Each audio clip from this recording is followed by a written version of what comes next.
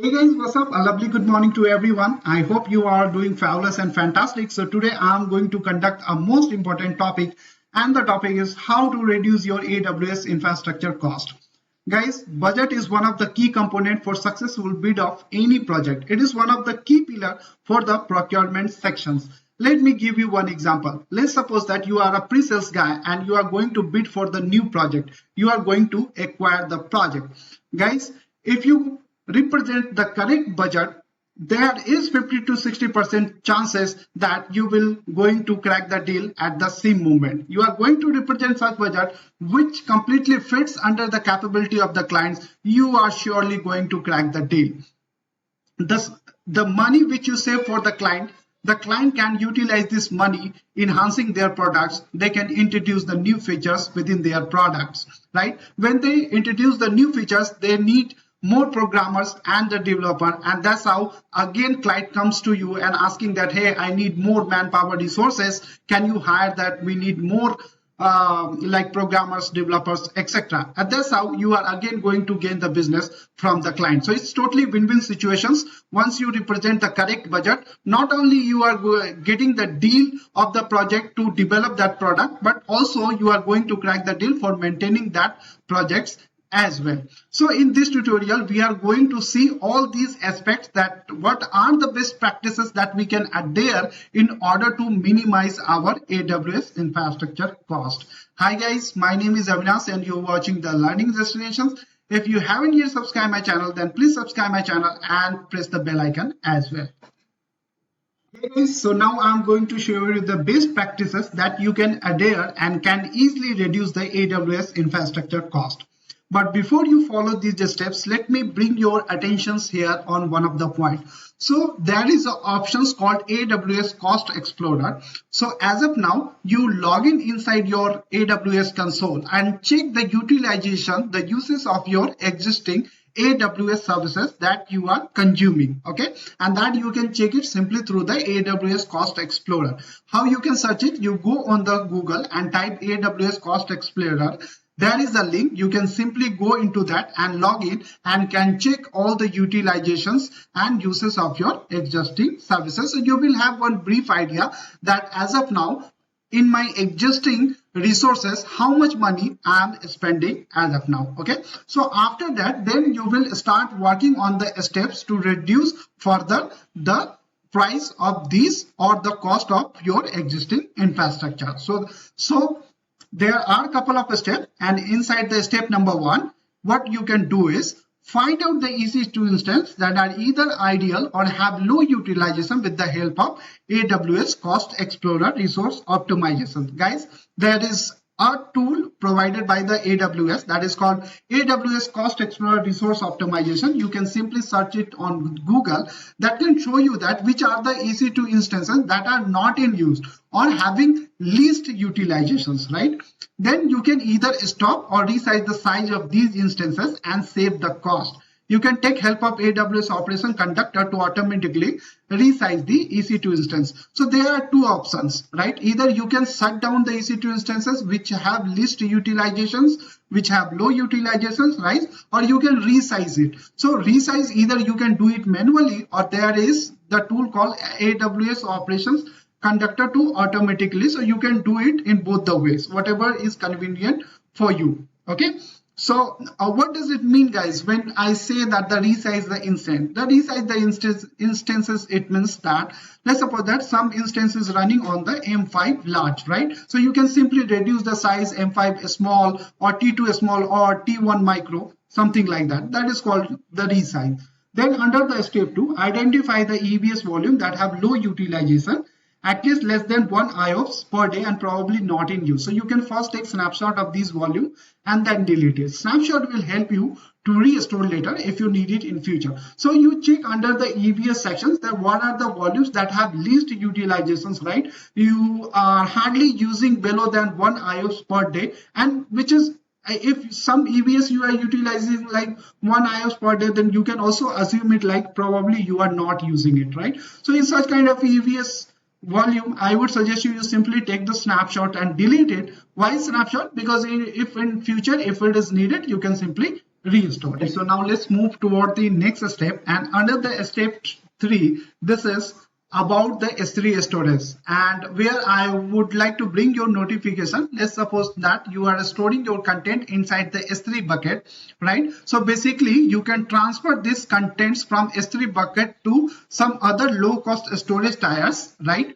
And from there you again transfer into some storage tier. So let's suppose that there is a S3 bucket that you call as a section 1. Then from there you are just transferring your contents from S3 bucket to low cost storage, some other storage, that is your section 2, right? And where you are keeping your contents for approx 30 days, and from there you are moving into the section 3, which is another low cost storage tiers, right? Where you keep your content, let's suppose that 40 or 45 days. The policy you can apply according to your need, and after that, after 45 days it will be automatically deleted, right? So in such a way also you can reduce the cost. First thing is that you are storing the content inside the S3, it might charge higher than you store your content inside the low cost storage, right? And after some period, when it transfer from second stage to stage 3, it will be automatically deleted after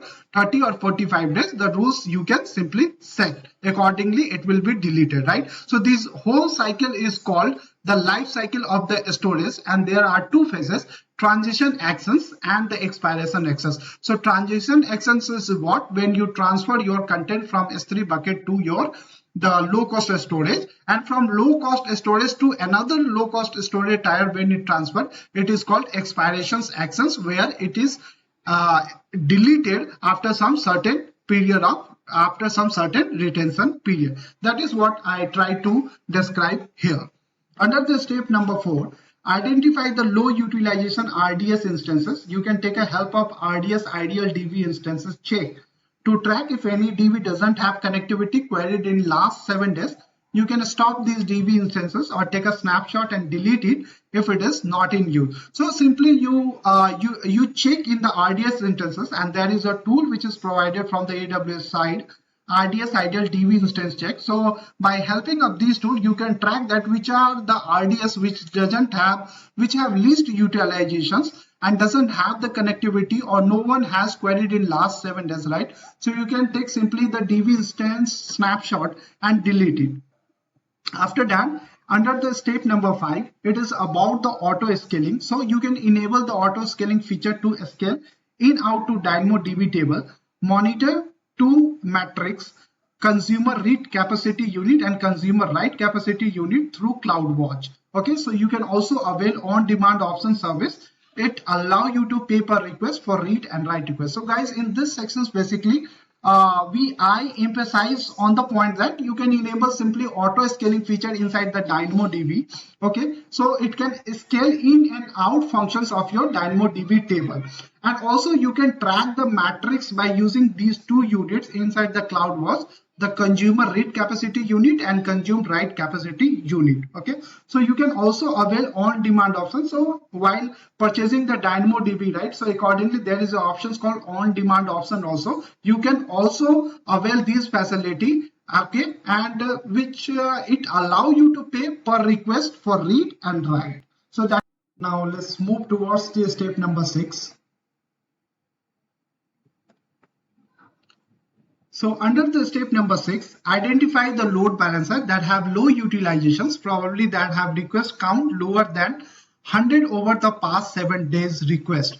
So it means that I am trying to bring your attention here. So you identify those kind of load balancer which have been requested only 100 times over the past 7 days. So it's better to release these kind of load balancers in order to save the cost. Under the step 7, use EC2 spot instances service, and I only recommend this if your workload is fault tolerant. What does it mean, fault tolerant? Let me give you an example. If you have such kind of workload where the CI/CD is implemented, where there is a web server or containerized applications which is running under the Docker, or such kind of big data etc. comes under your workload, then you can simply go with the option EC2 spot instances. Okay, Using EC2 auto scaling, you can avail both facility on demand and a spot instance. It means that if you are using the auto scaling facility, you can avail these two options, on demand and a spot instance, and in such a way you can save the cost as well. Under the step 8, review your EC2 auto scaling group policy and modify your fleet, especially check if minimum number can be reduced. Guys, those who has already implemented the auto scaling, they must know that whenever we implement the auto scaling group, there we implement one rule. It means that if CPU utilizations or memory utilizations is going above than 50 or 60%, we can keep the minimum number, right? So let's suppose that you are keeping the minimum number 3, you can reduce these minimum number by 2 by 1, right? That is what I said here. Especially check if minimum number can be reduced. Okay guys, so under the step number 9, I consider and I recommend you can also reduce the cost through reserve instance. Guys, there are different options that AWS provides you to save the cost. So there is an options called on demand spot instance, and like the same there is a third option which is called reserve instances. So under this reserve instance, if you are just buying some some set of EC2 instance and you are keeping reserve at least for 1 year, which is going to 42% cheaper than on demand. That is what I am saying in step number 9.